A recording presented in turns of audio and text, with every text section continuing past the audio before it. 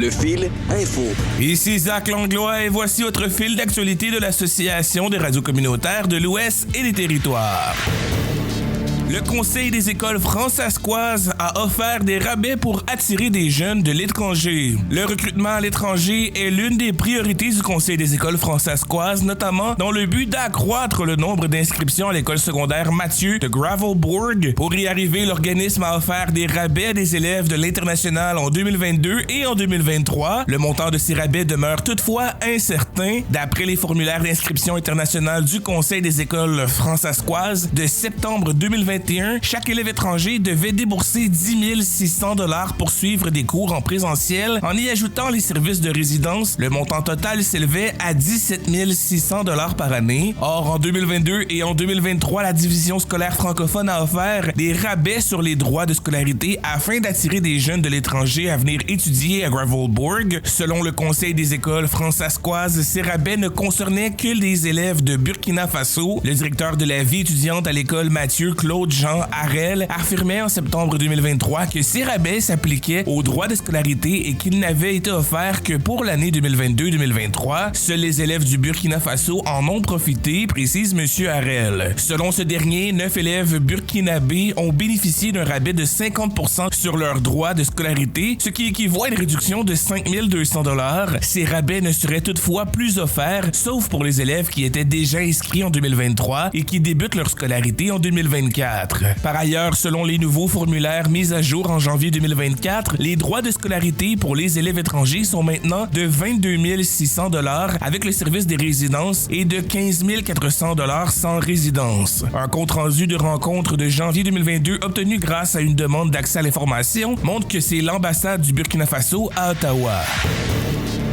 L'Université du Manitoba et le Centre de santé Miséricordia ont annoncé la mise en place d'une bourse pour former un spécialiste en médecine du sommeil chaque année. La mise sur pied de cette bourse a été possible grâce au soutien du Collège royal des médecins et chirurgiens du Canada. Le détenteur de cette bourse se joindra à l'équipe du Centre des troubles de sommeil, ce qui aidera à réduire les temps d'attente pour les personnes qui souffrent de troubles de sommeil. La personne choisie parmi les candidats acquérera une expertise dans l'évaluation, le diagnostic et la gestion des troubles du sommeil tels que l'insomnie, la narcolepsie, les troubles du rythme circadien, ainsi que les troubles respiratoires tels que l'apnée du sommeil et les troubles du mouvement tels que le syndrome des jambes sans repos. L'Université du Manitoba est l'une des 6 universités canadiennes à offrir une bourse dans le domaine de médecine de sommeil. Nancy Paraunik, spécialiste du sommeil et professeure adjointe de médecine interne et co-responsable de la section de pneumologie, explique que 3900 personnes sont sur la liste d'attente pour un test de sommeil du Manitoba. Elle ajoute que cette liste a considérablement diminué depuis la pandémie, bien que les médecins voient encore plus de 60 patients par semaine. Cette bourse change la donne et nous aidera à attirer et à retenir les médecins spécialistes du sommeil au Manitoba. Pour être admissible à la bourse de médecins du sommeil de l'Université du Manitoba, les candidats doivent d'abord obtenir un diplôme de médecine de 4 ans, puis effectuer un internat en médecine et une formation spécialisée. Charles Morin, professeur à l'école de psychologie de l'Université Laval et titulaire de la chaire de recherche du Canada sur la médecine comportementale du sommeil, affirme qu'à peu près 30% de la population signale des symptômes occasionnels d'insomnie, dont 10% constatant un problème chronique.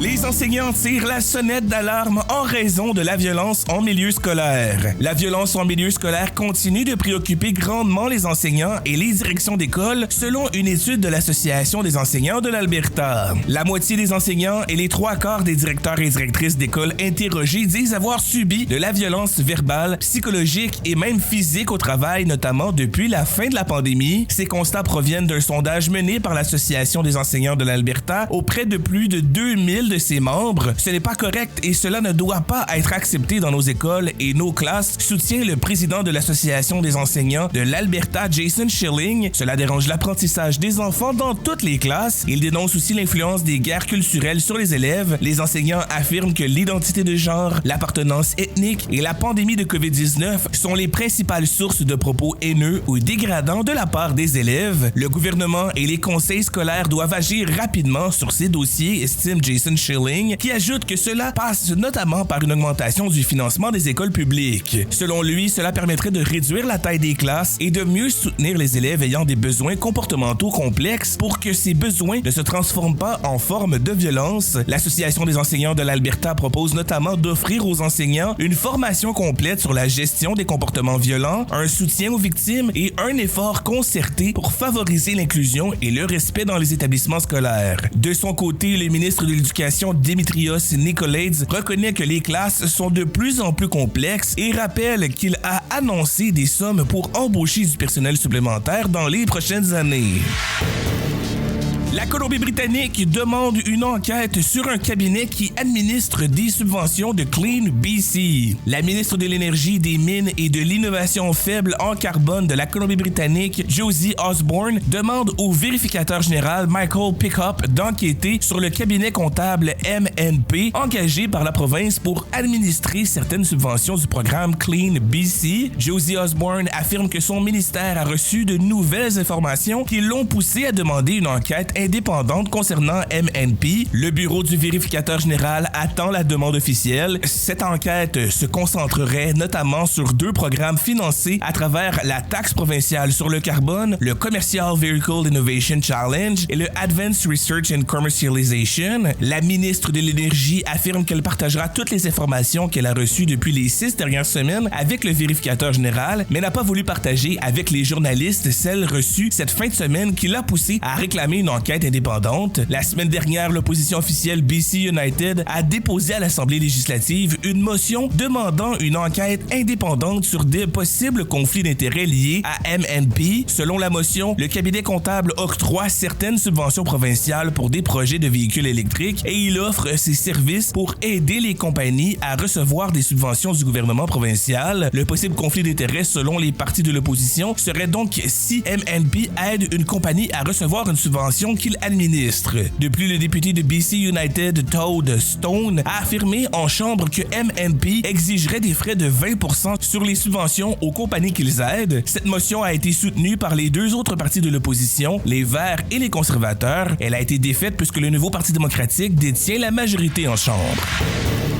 Les territoires du Nord-Ouest envoient d'adopter une loi sur les personnes disparues. Les territoires du Nord-Ouest sont sur le point d'adopter une loi sur les personnes disparues, comme l'a recommandé l'enquête nationale sur les femmes et les filles autochtones disparues et assassinées. Certaines clauses du projet de loi devraient cependant être modifiées ou supprimées selon la Gendarmerie royale du Canada au territoire du Nord-Ouest. Lors d'une rencontre publique jeudi devant le Comité permanent des affaires sociales, le surintendant de la Gendarmerie royale du Canada au territoire du Nord-Ouest, Dyson Smith, a indiqué que la Gendarmerie royale du Canada appuie le projet de loi sur les personnes disparues. Il a aussi fait part de quelques réserves selon lui, certains articles du projet de loi visant à protéger les personnes fuyant une situation de violence domestique pourraient nuire au travail des policiers. Selon ces politiques, la Gendarmerie royale du Canada ne peut pas publier le lieu où se trouve la personne ni donner d'informations sur la manière de rentrer en communication avec elle ainsi qu'avec la famille. Le projet de loi sur les personnes disparues a été déposé à l'Assemblée législative des territoires du Nord-Ouest en février. Cette loi permettrait au corps policier d'avoir accès à des renseignements plus rapidement sur une personne portée disparue. Cette loi permettrait au corps policier de faire avancer ses enquêtes rapidement quand chaque minute compte, expliquait le sous-ministre adjoint du ministère de la Justice, Brad Padzer, au Comité permanent des affaires sociales en mars. En vertu de cette loi, les policiers pourraient demander à la Cour une ordonnance d'accès à des renseignements personnels comme de l'information de communication téléphonique ou électronique ou de l'information reliée à l'emploi, à la santé, à l'établissement scolaire ou à la situation financière d'un individu. Le Comité permanent des affaires sociales poursuit ses consultations avec le public et se rendra à Aklavik et à Inuvik les 9 et 10 avril prochains.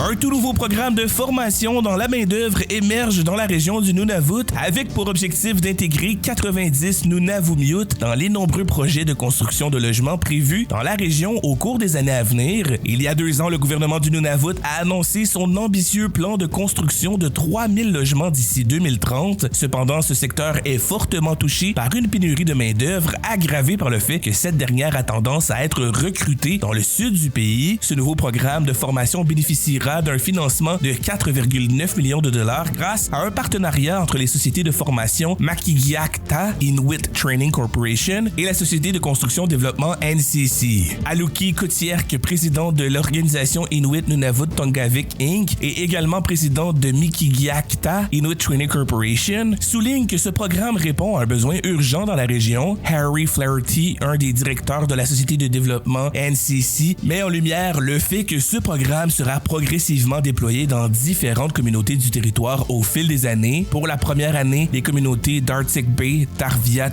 de Baker Lake, de Cambridge Bay, de Goja Haven, d'Iqaluit, de Rankin Intel et de Toloyak seront prioritaires. Les apprentis auront la possibilité de rester dans leur communauté tout en recevant leur formation sur place, explique Harry Flaherty. Il ajoute que les participants seront formés au métier de charpentier, de plombier et d'électricien, entre autres. Dans chaque collectivité, une dizaine de participants seront sélectionnés pour suivre une formation initiale d'une durée de 10 semaines. Par la suite, les participants auront la possibilité d'effectuer un stage dans le cadre d'un programme de mentorat. Une fois la formation terminée, les apprentis pourront potentiellement accéder à un programme de métier offert par le Collège de l'Arctique. Le fil sportif. Hockey Canada embauche une conseillère à la gouvernance. Hockey Canada a annoncé mardi avoir embauché Jamie Bolt comme première conseillère à la gouvernance. Catherine Henderson, présidente et directrice générale de la Fédération nationale, a déclaré dans un communiqué que la nouvelle venue contribuera à garantir que le modèle de gouvernance soit efficace et durable. Madame Bolt est professeure adjointe à l'École supérieure de politique publique Johnson Shoyama de l'Université de Regina. Elle se joint à Hockey Canada après 5 ans comme directrice générale du Globe Theatre à Regina. Décès de l'ex-président des Rough Riders de la Saskatchewan, Jim Hobson. L'ancien joueur et président des Rough Riders de la Saskatchewan, Jim Hobson, est décédé le 2 avril 2024 à l'âge de 73 ans. Dans un communiqué publié mercredi, l'équipe indique qu'il souffrait d'un cancer du côlon depuis 3 ans. Né à Regina en 1951, M. Hobson a joué au football pour le collège Tom Collegiate. Après avoir obtenu son diplôme, il a d'abord rejoint l'équipe de football junior des Rams de Regina avant de se joindre aux Rough Riders de la Saskatchewan, où il a été joueur de ligne offensive pendant 4 saisons de 1973 à 1976. Les Sea Bears de Winnipeg accueilleront la finale de la Ligue canadienne de basketball élite en 2025. La Ligue canadienne de basketball élite a annoncé mardi que les Sea Bears de Winnipeg, en collaboration avec la province du Manitoba et la ville de Winnipeg, accueilleront le championnat en 2025. Ce grand événement annuel de basketball réunit les meilleures équipes de la Ligue canadienne de basketball élite qui s'affrontent pour remporter le trophée du championnat. En août dernier, l'ancien gouvernement progressiste conservateur avait promis $1 million si l'équipe manitobaine était choisie comme hôte du championnat. Namestnikov excelle avec 3 points dans un gain de 4-2 des Jets. Vladislav Namestnikov a fourni un but et 3 points alors que les Jets de Winnipeg l'ont emporté 4-2 face aux Wild du Minnesota samedi. Alex Lafalo, Kyle Connor et Morgan Barron ont été les autres buteurs des Jets qui entamaient un voyage de 4 matchs. Connor Lebock a bloqué 25 tirs. À 14 ans, le Calgérien Landon Dupont obtient le statut de joueur exceptionnel. Hockey Canada et la Ligue de l'Ouest ont choisi d'attribuer le statut de joueur exceptionnel à Landon Dupont, un défenseur de Calgary âgé de 14 ans. C'est le 9e hockeyeur de l'histoire de la Ligue canadienne de hockey à obtenir ce statut, un statut qui permet à des jeunes joueurs d'intégrer des ligues juniors à 15 ans plutôt qu'à 16 ans. Le joueur de Calgary pourrait donc intégrer la Ligue de hockey de l'Ouest la saison prochaine à plein temps. Cela ferait de lui le premier défenseur et le 2e joueur de l'histoire de ce circuit à obtenir le statut de joueur exceptionnel.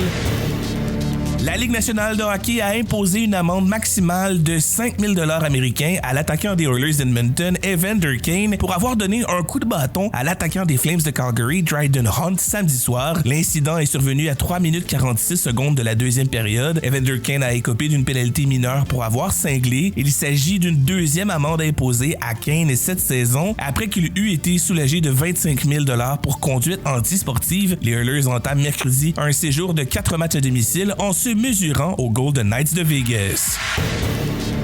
Ce fil d'actualité est produit par l'Arco en collaboration avec Boreal FM en Alberta. Ce projet est financé par Patrimoine canadien.